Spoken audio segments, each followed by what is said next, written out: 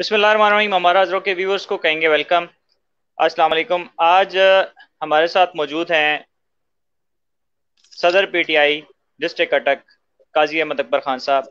और मैं कोशिश कर रहा हूं कि हम तीन चार एक ऐसे इंटरव्यूज करें जो यूनिक हों। आज हम कोई सियासत पे बात नहीं करने जा रहे, कोई और टॉपिक डिस्कस नहीं करेंगे। सिर्फ और सिर्फ जो हफ्ता आगाही मनाया जा रहा है गवर्नमेंट की तरफ से कोरोना के हिसाब में, तो हम बात करेंगे काजी अहमद अकबर खान साहब से कि कोरोना की बीमारी क्या है, ये वाकई कोई बीमारी है या नहीं, लोगों को हम किस तरह से एक्टिवेट कर सकते हैं, समझा सकते हैं, और उससे मुतालिक जो हमारी कोशिशें हैं उन पे बात होगी सिर्फ और सिर्फ। अगर आप कमेंट्स में बात करना चाहें तो कमेंट बॉक्स में आप अपने सवालात डाल सकते हैं, हम एंड पे उनका भी जवाब देंगे। काई साहब वेलकम फर्स्ट ऑफ ऑल। और मेरा पहला सवाल कि कोरोना वाकई कोई बीमारी है या अक्सर लोग समझते हैं, जब भी कोई रिपोर्ट आती है तो हम कमेंट्स में देखते हैं कि जी सियासी लोग छुट्टी लेने के लिए अपनी कोरोना की पॉजिटिव रिपोर्ट डाल देते हैं। बिस्मिल्लाहिर्रहमानिर्रहीम। बहुत शुक्रिया यासिर साहब। पहली बात तो ये है कि किसी सियासी को छुट्टी लेने के लिए किसी कोरोना रिपोर्ट का सहारा लेने की जरूरत नहीं है। सियासतदान दो कैटेगरीज के हैं। एक वो सियासतदान जो हल्के में आना पसंद नहीं करते, और एक वो सियासतदान जिनसे हल्का छोड़ा नहीं जाता। तो जिन्होंने हल्के में आना नहीं, उनको वैसे ही कोरोना के पॉजिटिव होने की जरूरत नहीं। और जिन्होंने अपना हल्का छोड़ना नहीं, वो कोरोना पॉजिटिव हो भी जाए तो उनकी कोशिश होती है कि जल्द से जल्द सेहतियाब होकर अपने लोगों में वापस जाए। तो इसलिए मैं नहीं समझता ये ऐसे ही एक फजूल सी बात है। बाकी अब इस स्टेज पर आकर आज जब कोरोना शुरू हुए हुए 1 साल और कोई 4 महीने गुजर चुके हैं, अगर आप कोई बंदा ये कहता है कि कोरोना मजाक है, तो मैं समझता हूँ कि उससे बड़ा नाअहल, नालायक और बेवकूफ आदमी फिर कुरास पे नहीं आ सकता। बिकॉज आज की तारीख में आ, शायद ही कोई ऐसा घर हो, शायद ही कोई ऐसा मोहल्ला हो, शायद ही कोई ऐसी बरादरी हो जिसमें कोरोना अपने पंजे ना गाड़ चुका हो। हर जगह पे ये आम हो चुकी है बीमारी। जो 60 साल से ऊपर के लोगों को हो रही है, उनमें से अक्सरियत, अब जो मैं अपने हल्के की दुआएं करता हूँ, पिछले मैं कल मैं अपनी गाड़ी में भी ये बात कर रहा था कि हमने गालिबन परसों, हाँ इतवार दिन हमने कुछ 14 या 15 दुआएं की। उसमें से 6 दुआएं जो थी वो कोरोना पेशेंट्स थे, जो कोरोना की वजह से फौत हुए थे। ये मैं आपके साथ संडे की बात कर रहा हूँ। 15 दुआएं की थी या 14 की थी, उनमें से 6 जो थे वो कोविड पेशेंट्स थे, और फोर्टी सारे परसेंट बड़ी उम्र के कोविड पेशेंट्स थे। तो जो भी ये कहता है ना यासिर साहब कि कोविड मजाक है या कोविड नहीं है, नालायक, नायल और बेवकूफ आदमी है। अच्छा, क्या आप समझते हैं कि हम अपनी आवाम को, अगर मैं स्पेसिफिकली छच की बात करूं, तो आप समझते हैं कि हम समझा पाए हैं, आप बतौर एक लीडर, और मैं अगर अपने आप को बतौर मीडिया, ओवरऑल मीडिया और ओवरऑल जो लीडरशिप है, वो हम समझा पाए हैं आवाम को कि ये एक बीमारी है, हमें इससे एहतियात करनी है? लेकिन यासिर साहब, मैं समझता हूँ कि आप लोगों ने बतौर मीडिया और हम लोगों ने बतौर पब्लिक रिप्रेजेंटेटिव, हम लोगों ने असर कोई नहीं छोड़ी। अवाम को समझने में देर लग रही है। और लोगों को, वो कहते हैं ना, experience is the best teacher. जिस जिसके घर पे आया, जिसके ऊपर बीती है, जिसने अपने घर में ये बीमारी देखी है, उसकी तकलीफ देखी है, या खुदा न खास्ता उसकी मौत देखी है, उस एहसास हुआ है कि बात किया करता था, या जो बात काजी अहमद अकबर करता था, या जो बात क्या नाम है, जहांगीर खानजादा करता था, या कोई भी करता था, निसार करता था, नवाज करता था, तो वो बात ठीक थी कि वाकया कोविड है। और ये आहिस्ता आहिस्ता मैंने आपको बताया कि अब हर बरादरी, हर कर चुकी हुई है, तो मेरे ख्याल से अब लोगों को इसका एहसास होना शुरू हो गया है। अच्छा, आप क्या समझते हैं कि हमसे कहाँ पे जो है वो, कहाँ पे हम मजीद काम नहीं कर पाए कि लोग समझ नहीं पा रहे वो बात? हालांकि अब मैं इंडिया की वीडियो देख रहा था, अगर किसी ने वो वीडियो देखी हो तो मेरा ख्याल है कि आप वाली बात है कि वो बेवकूफ ही होगा कि वो कोविड को ना माने या उस पे एहतियात ना करे। तो स्टिल लोग जो हैं वो उस तरफ उस तरह से उसको ले नहीं रहे पॉजिटिवली, उसको सीरियस नहीं ले रहे। स्टिल जो है वो बिल्कुल मैं और खड़े थे, दो तीन लोग और कल शाम को 6 बजे, और हमने नोटिस किया है कि अगर 200 मोटरसाइकिलें गुजरी हैं तो उनमें से शायद एक या डेढ़ बंदा था जो मास्क के साथ गुजरा है वहां से। हाँ, बस ये देखे ना, ये बड़ी बदकिस्मती है कि इस हजरत अली रज़ी अल्लाह अन्हु फरमाते हैं कि prevention is better than cure, यानी कि इलाज से एहतियात बेहतर है। अ, मैं हैरान होता हूँ इस हवाले से, नबी पाक सल्लल्लाहु अलैहि वसल्लम की कई हदीस मुबारक मौजूद हैं कि अगर किसी इलाके में वबा फैल जाए तो या वो इलाका आप छोड़ जाएं या उस इलाके में अपनी एंट्री को रोक लें। कुरान शरीफ में भी बड़े क्लियर कट अल्फाज में ऐसे मामलात के ऊपर जो रिएक्शन एक मोमेंट का होना चाहिए वो दिया गया। अब अगर फिर भी हमारे लोग और देखिए इसकी एहतियात क्या है, बड़ी सिंपल है। छोड़े सैनिटाइज करने को, छोड़े समाजी फासले को, मास्क लगा लें, मास्क लगा लें, मास्क लगा लें, बस। इससे ज्यादा और आपको कुछ नहीं चाहिए, मास्क लगा लें।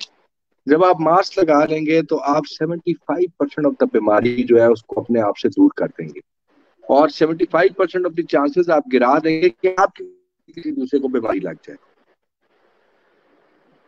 मैं कल सीए में को तो मैं वहां पे एक बड़ी मजेदार एक चीज लिखी हुई थी। उन्होंने लिखा हुआ था कि आपने अपने आप को एसिम्टोमेटिक, यानी आपको कोई सिम्टम नहीं है, आपने अपने आप को कोरोना एसिम्टोमेटिक कैरियर कंसिडर करना है हर वक्त। चाहे आपको नहीं है कोरोना, लेकिन आपने यही कंसिडर करना है कि आपको कोरोना है लेकिन आपके ऊपर सिम्टम्स कोई नहीं है। तो उस सूरत में आप क्या कर सकते हैं कि आप मास्क पहन लें। जब आप मास्क पहन लेंगे तो अगर आप कैरियर हैं तो भी आप अगले तक अपने जरासीम नहीं पहुंचा सकते। अगर आप कैरियर नहीं है तो तब तो वैसे ही उसको खतरा नहीं है। तो एंड रिजल्ट क्या है? मास्क, बस। अच्छा, चूंकि आपने सफ़र किया है और एक टाइम ऐसा भी आया कि हमने ये इश्तिहार भी लगाया कि जी काजी साहब अब कॉल्स नहीं ले सकते, आप उनसे मैसेजेस पे बात कर लें।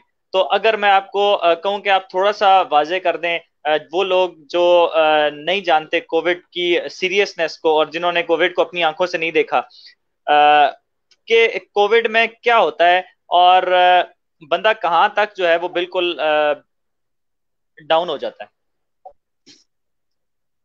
देखें, ये कोविड जो है इसकी मुख्तलिफ लोगों के ऊपर मुख्तलिफ असरात हैं, इसके इफेक्ट्स हैं। फॉर एग्जाम्पल, एक कैटेगरी वो है जिसमें कोविड जब आता है तो अपने साथ जिसम का दर्द और कुछ हद तक गले की खराश और जुकाम लेकर आता है, और कभी बुखार होता है, कभी टूटता है, और पहले 2-3 दिन के बाद ये सिस्टम भी खत्म हो जाता है। ये उसकी सबसे माइल्ड फॉर्म है। फिर उसके बाद अगली फॉर्म वो है जिसमें वो साथ में खांसी लेकर आता है। फिर उसके बाद उसकी एक अगली फॉर्म है जिसमें वो खांसी के साथ साथ सांस रुकना शुरू होता है, आपके ऑक्सीजन लेवल्स ड्रॉप होने शुरू हो जाते हैं। अब जब ये वक्त शुरू होता है तो आप समझें कि अब आप एक मुश्किल मरहले में एंटर हो चुके हैं। खुशनसीब लोग होते हैं जो खांसी और कुछ ऑक्सीजन लेवल्स की पिक एंड ड्रॉप के बाद वापस बहाल हो जाते हैं और वापस रिकवर कर जाते हैं। फिर उसके बाद एक अगला फेज आता है जब आप मुकम्मल तौर पे ऑक्सीजन डिपेंडेंट हो जाते हैं। फिर एक अगला फेज आता है कि जब आप ऑक्सीजन डिपेंडेंट भी होते हैं लेकिन आपको जो ऑक्सीजन मास्क लगा होता है वो ऑक्सीजन पूरी नहीं दे पाता, इसलिए आपको फिर वेंटिलेटर पे ले जाना पड़ता है। अगर आप खुश नसीब हैं, आप वेंटिलेटर पे नहीं जाते, तो फिर तेरा चांसेस कि ये आपके दिल पे अटैक कर दे, ये आपके गुर्दों पे अटैक कर दे, ये आपके लिवर पे अटैक कर दे। अभी लेटेस्ट जो केसेस रिपोर्ट हुए उसमें लोगों को बड़े पेशाब में खून आना शुरू हो गया है। लेटेस्ट रिपोर्ट जो हुई है उसमें लोगों का छोटा पेशाब बंद होना शुरू हो गया है। लेटेस्ट जो रिपोर्ट्स हुई हैं उसमें वॉमिट्स आनी शुरू हो गई हैं जो कि पहले कोरोना में नहीं आया करती थी। मुख्तलिफ स्ट्रेन्स हैं, ये अपने मुख्तलिफ किरदार अदा कर रहे हैं। मैं डॉक्टर नहीं हूँ, लेकिन जो मेरे पे बीती है, जो मेरे वालिद ने गुजारा है, जो मेरी वालदा ने, मेरी घर वाली ने, मेरे बच्चों ने, जो मैंने अपने खानदान में करीब करीब लोगों को देखा है जो हॉस्पिटलाइज हुए हैं, जो ऑक्सीजन डिपेंडेंट हुए हैं, जो वेंटिलेटर्स पे गए हैं, फिर जिनकी मौत हुई है, तो मैंने ये पूरा एक रिजल्ट निकाला है कि वो बड़े खुश नसीब लोग हैं जो एसिम्टोमेटिक रहते हैं, उनको पता नहीं चलता, कोरोना आके गुजर जाता है। उनसे बेहतर तो अल्लाह की मेहरबानी किसी पे हो ही नहीं सकती। उसके बाद बिल्कुल। अगली कैटेगरी वो है जो हल्का फुल्का बीमार होके वापस आ जाते हैं।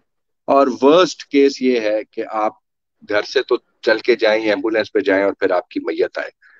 बहुत खतरनाक बीमारी है यासिर साहब, इसको सीरियस ले लेना चाहिए।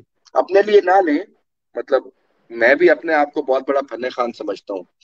मतलब जब से कोविड आया मैं तो घर नहीं बैठा, मैं तो लोगों को मिलता बिल्कुल। रहा, गमियां भी अटेंड की, खुशियां भी अटेंड की, जलसे भी किए, कारोबारी अपने मामलात भी चलाए। तो मैं तो बड़ा फन्ने खान हूँ। लेकिन जब मुझे उसने पकड़ा तो फिर 10-15 दिन मुझे समझ नहीं आती थी कि मेरे साथ हो क्या रही है। लेकिन जो फिर भी कोई जो अपने आप को बहुत फन्ने खान समझता है वो ये सोच ले कि यार उसकी वजह से उसके घर पे बूढ़ी वालदा है, उसका बूढ़ा वालिद, उसका सास, उसकी ससुर, उसके अपने बच्चे, उसकी बीवी, उनमें से अगर कोई सीरियस हो गया, जिसको कोई अंडरलाइंग डिजीज हुई और वो उसकी वजह से बहुत दूर तक बात चली गई, तो फन्ने खानी तो गई, खत्म हो गई। तो कोई फन्ने खानी नहीं है सर, अल्लाह का खौफ करें, मास्क पहने और एहतियात करें। गुड हो गया।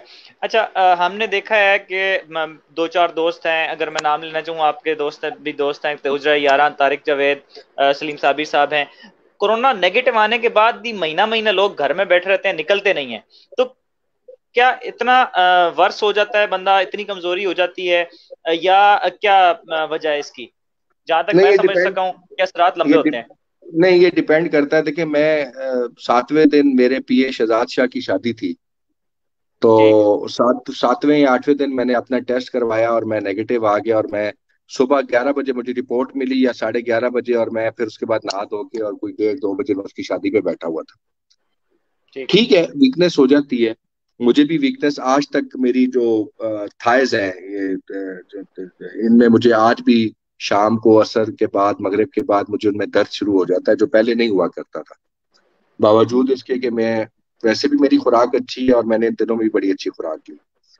फिर कुछ लोग ऐसे हैं जो, मैंने ऐसे केसेस भी देखे हैं, जो 3-3 महीने हो गए हैं, कोविड गुजार चुके हैं, लेकिन यासिर साहब वो अभी भी, अगर उनको आप कहें कि वो चल के तेजी से 150 कदम लें, तो 15-15 नहीं मिनट लेते। तक उनका सांस बहाल नहीं होता। तो ये हर बंदे की बायोलॉजी के ऊपर उसका अपना एक अटैक है, एक अपना सिस्टम है। वो तारिक मलंगी का अपना हो सकता है, काजी अहमद का अपना हो सकता है, किसी और का कुछ और हो सकता है। इसलिए ये कहना कि यार कोई बंदा 1 महीना नहीं निकल पाया, या कोई 2 महीने, या कोई 10 दिन नहीं निकल। अब मैं आपको बताऊं, मैं कल CMH क्यों गया हुआ था। मेरे वालिद की तरह मेरे फूफा है, वो पिछले आज 19वां दिन है वो हॉस्पिटल में पड़े हुए कोविड के हाथ। तो मतलब अब आप अंदाजा लगा लेना कि मतलब मैं घर में 7वें दिन क्वारंटाइन करने के बाद नेगेटिव होके अपने पीए की शादी पे भी पहुंच जाता हूँ। वो बुजुर्ग आदमी है, आज 19वां दिन है हॉस्पिटल में पड़े हुए हैं। हर बंदे पे इसका डिफरेंट अटैक है, इसलिए दुआ कर दीजिए कि अल्लाह ताला रहम फरमाए हमारे ऊपर। हम पता नहीं क्यों नहीं समझ पा रहे, ये उस रब की तरफ से एक बहुत बड़ी आजमाइश और एक बहुत बड़ा अजाब इस दुनिया पे आया हुआ है। हम समझ क्यों नहीं पा रहे हैं, मुझे तो ये समझ नहीं आ रही। देखिए फिरौनियत क्या होती है, कुरान शरीफ में अल्लाह ताला फरमाता है ना कि ये सरकश हो जाते हैं, और जब ये सरकश हो जाते हैं तो ये सोचते हैं कि हर चीज मेरे कंट्रोल में है, मैं जिस तरह चाहूँ चीजों को चला हाँ। सकता हूँ। आज हम क्या सोचते हैं, वैक्सीन का लगवा लेंगे जी। जो तगड़े लोग हैं वो कहते हैं स्पुतनिक लगवा लेंगे जी, कितनी, 8,500 की है ना, 2 डोजेस 17,000 की लगती है, 2 लगवा लेंगे जी, कोई मसला नहीं है। चुगताई वाले नहीं देंगे तो इस्लामाबाद डायग्नोस्टिक वाले दे देंगे, कोई भी नहीं देगा, फलाने मिनिस्टर को कहेंगे या फलाने कुंती को कहेंगे, उससे लगवा लेंगे। क्वेश्चन ये है कि ये फिरौनियत है। बैठ के अल्लाह से माफी नहीं मांगनी कि यार ये क्या वक्त आ गया है, ये क्या हो रहा है हमारे साथ, हमारी नजरों के सामने लोग मर रहे हैं। इंडिया में आप देखें, उनके पास जलाने के लिए लकड़ी कम पड़ गई है, उनके पास अंदर वो जो जहाँ पे वो धर्मशाला होती है, क्या होती है, जहाँ पे वो जलाते हैं अपनी वहां पे मैयतों को, बिल्कुल बुकिंग नहीं आ रही। वहाँ बुकिंग नहीं मिल रही वहां लोगों को। तो मैं हैरान हूँ कि हम लोग क्यों नहीं समझ रहे, ये अल्लाह ताला का अजाब है। अल्लाह से माफी मांगे, अल्लाह से पनाह मांगे। इंशाल्लाह ताला ये वबा अल्लाह से तो ज्यादा मजबूत नहीं है ना। जब मेरा बिल्कुल। खुदा चाहेगा कि उसने इस वबा को इस दुनिया पे छोड़ना था तो उसने छोड़ा। और और एक वो सेकंड में अल्लाह ले ताला लेगा वापस। कुरान शरीफ में अल्लाह ताला फरमाता है ना कि छोटी छोटी चीजों से मैं बड़ी बड़ी इमारतों की बुनियादें हिलाऊंगा और धड़ाम से वो इमारतें नीचे गिर पड़ेंगी। वही तो काम हो रहा है। छोटा सा जरासीम है, उसने दुनिया की सुपर पावर्स को घुटनों पे बिठा दी है। माफी मांगने की जरूरत है सर, मैं ये महसूस करता हूँ, माफी मांगने की जरूरत रमजान है, अल्लाह ताला से माफी मांगनी चाहिए। अच्छा, एक क्वेश्चन लास्ट जो आपसे पूछना चाहूंगा कि कोरोना में अकेले टाइम गुजारना कितना खतरनाक होता है, कितना अजियतनाक होता है कि आप किसी को मिल नहीं सकते, आपके सामने भाई बहन छोटे बच्चे घूम रहे हैं आपके और आप टच नहीं कर रहे। ये मैं आपको बताऊं, मेरे लिए सबसे बड़ी अजियत क्या थी। मेरे लिए सबसे बड़ी अजियत थी कि मैं अपने बच्चों के साथ खेल नहीं पा रहा था, मैं उनको हाथ नहीं लगा पा रहा था, उन्हें प्यार नहीं कर पा रहा था, उनको गले नहीं लगा पा रहा था, उनके साथ लेट नहीं पा रहा था। मेरे लिए यही अजियत थी। बाकी देखिए, हर बंदे की अपनी अपनी साइकी है। मैंने अपने कोरोना को बड़ा एंजॉय किया है यार साहब। मुझे तो छुट्टियां मिल गई थी और मैंने कुरान शरीफ को बड़ी तसल्ली से उन दिनों में पढ़ा। मैंने बड़ी तसल्ली से अपने कुछ पुराने पेंडिंग काम थे वो सीधे किए, जो कि कमरे में बैठ के करने वाले थे। तो जितनी हिम्मत होती थी, नमाजें बड़ी पुरसुकून तरीके से नमाज पढ़ी, ये परवाह ही नहीं होती थी। जिस तरह अभी कई दफा हम नमाज पढ़ते हैं ना, तो जहन में दो चार चीजें चल रही होती हैं हाँ, कि यार अभी नेक्स्ट नमाज नेक्स्ट के नेक्स्ट क्या बाद करना है। हाँ क्या करना है, कब पहुंचना है, कैसे करना है, यही पता होता था कि कमरे में है। तो सुकून से सजदा करते थे, सात सात सात नौ नौ दफा, ग्यारह ग्यारह दफा सुबहान रबी अला पढ़ते थे, सुबहान रबी अजीम पढ़ते थे। परवाह ही नहीं होती थी। तो मैं मेरे तो सर बड़ा मेरा गोल्डन टाइम गुजरा, ऑल दो की तकलीफ थी, लेकिन इस हवाले से बड़ा गोल्डन टाइम गुजरा, सुकून बड़ा था। अल्लाह ताला ने आपको किसी बुजुर्ग ने कहा था ना कि अगर चेक करना हो कि ये जो मुसीबत आई है या बीमारी आई है, ये मुसीबत है या अल्लाह ताला की तरफ से आजमाइश है, तो उसमें यही उन्होंने कहा था कि अगर वो अल्लाह ताला के करीब कर दे आपको बीमारी, तो इसका मतलब है कि उसने आजमाइश दी थी और वो अपने करीब आपको बुलाना चाह रहा था।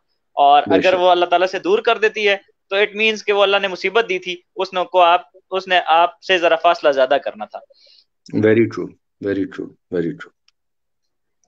अच्छा, अब आते हैं थोड़ा सा एडमिनिस्ट्रेशन की तरफ। जो हमारे इलाके में माहौल है और उसको जिस तरह से एडमिनिस्टर किया जा रहा है, आप उससे मुतमईन है?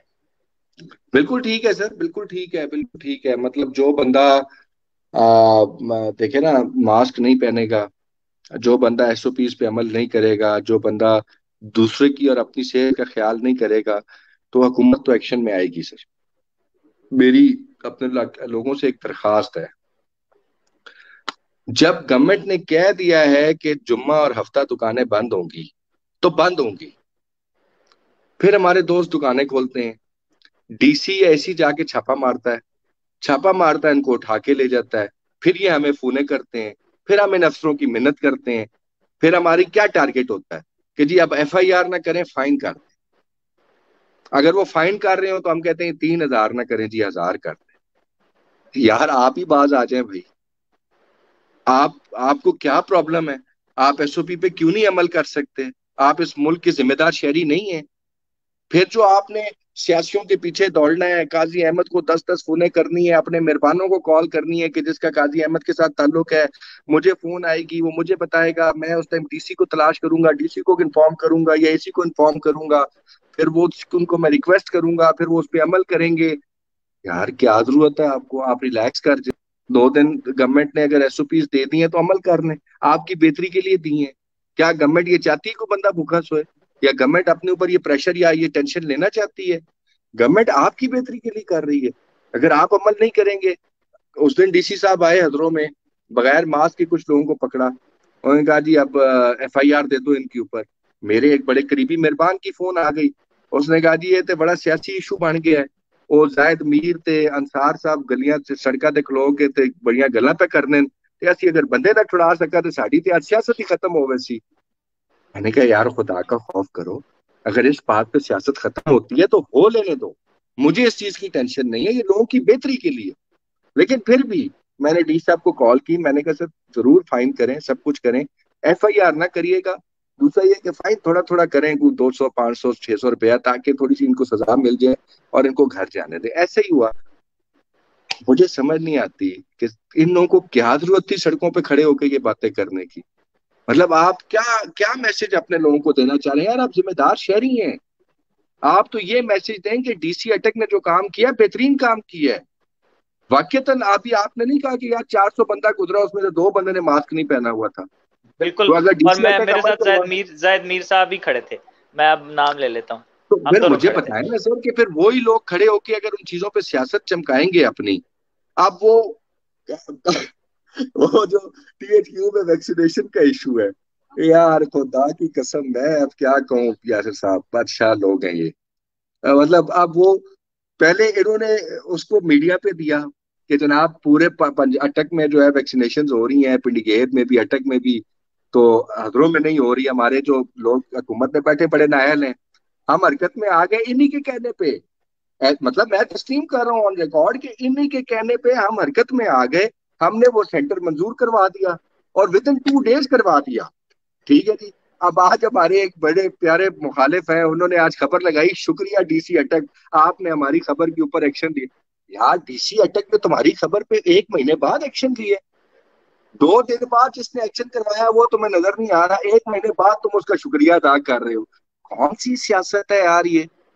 और कोरोना पे सियासत कर रहे हो, वैक्सीन पे सियासत कर रहे हो। आओ यार मैदान की सियासत करो।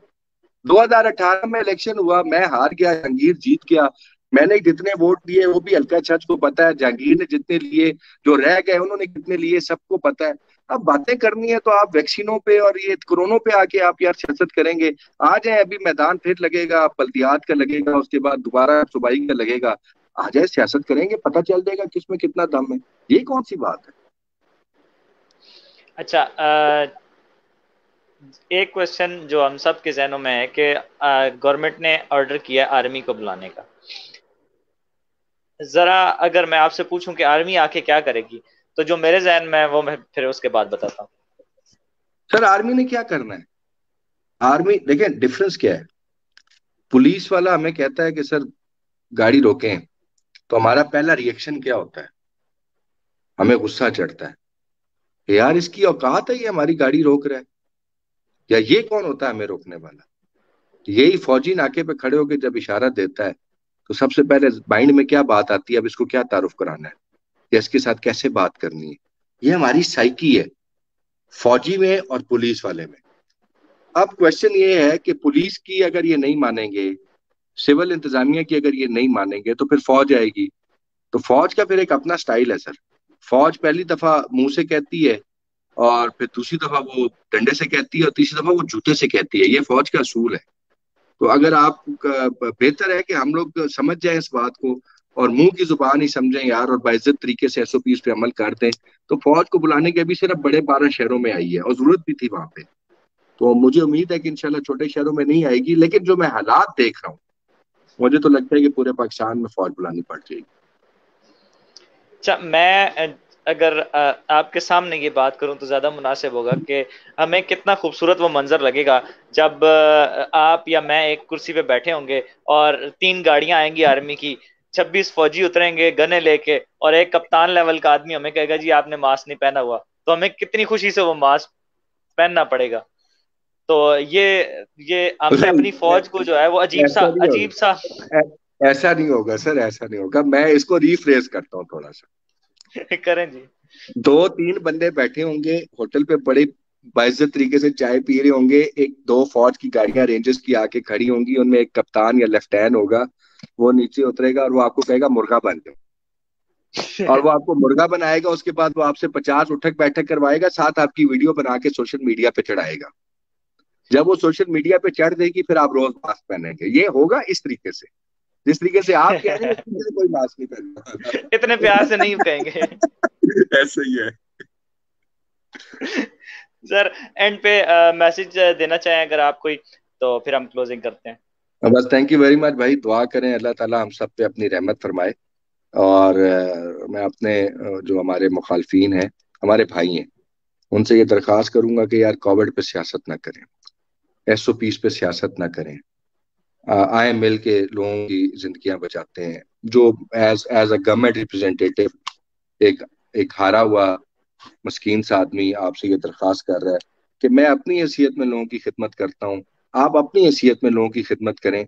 कोविड के ऊपर सियासत न करें, ये बड़ा इंपॉर्टेंट है। और लोगों को तलकीन करता हूँ कि कुछ भी ना करें यार, न करें हाथ सैनिटाइज, न करें समाजी फासला, मास्क पहन लें। आप मास्क पहन लेंगे, आप 75% इस बीमारी को कंट्रोल कर लें।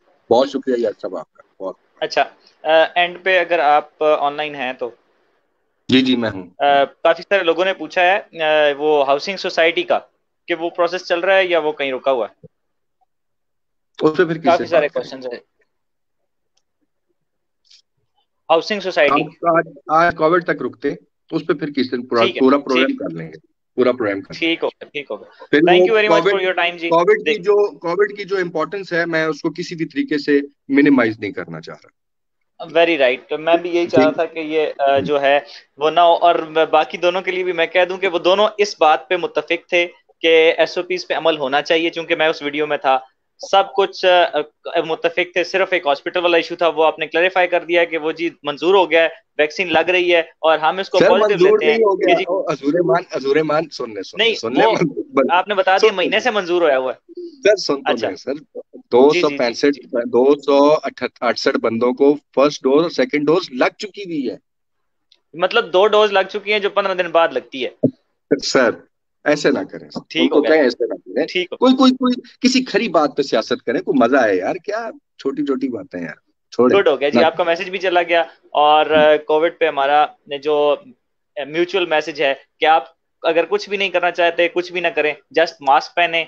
ये है काजी अहमद अकबर खान का पैगाम आज आपके लिए। और देखते रहिए हमारा .com। बहुत शुक्रिया तमाम व्यूअर्स का। नूर असलम थे, मलिक मेहरबान थे, मलिक रमजान, आप सब की तरफ से सलाम पहुंच गया जी। आशिक अली, काजी अहमद अकबर खान को thank you very much for being with us. दोबारा हाजिर होंगे एक नए प्रोग्राम के साथ। बहुत शुक्रिया, thank you very much. You.